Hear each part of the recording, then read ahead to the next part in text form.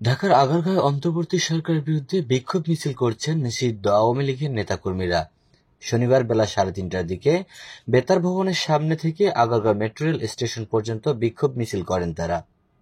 মিছিল থেকে দুজনকে আটক করার তথ্য দিয়েছে পুলিশ। মিছিলে থাকা আওয়ামী লীগের এক নেতা গণমাধ্যমকে বলেন, শেখ হাসিনা সহ সারা দেশে আওয়ামী লীগের নেতাকর্মীদের মিথ্যা মামলা দিয়ে সরকার হয়রানি করছে। অবৈধ সরকার যা ইচ্ছে তাই করছে, এর প্রতিবাদে মিছিল করছেন তারা।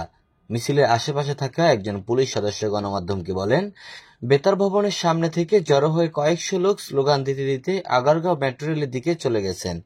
শেরেবাংলা নগর থানার ওসি ইমাউল হক বলেন, মিছিল করার সময় দুজনকে আটক করা হয়েছে।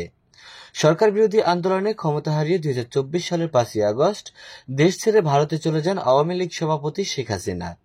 3 দিন পর 8ই আগস্ট গঠন করা হয় অন্তর্বর্তী সরকার। এরপর একে একে গ্রেপ্তার হতে থাকেন আওয়ামী লীগের মন্ত্রী, প্রতিমন্ত্রী সহ শীর্ষ পর্যায়ের নেতা ও প্রভাবশালী সংসদ সদস্যরা। আওয়ামী লীগের সঙ্গে জোটে থাকা অন্যান্য দলগুলোর কয়েকজন নেতাকেও গ্রেপ্তার করা হয়। আওয়ামী লীগের জ্যেষ্ঠ নেতাদের অধিকাংশই রয়েছেন আত্মগোপনে।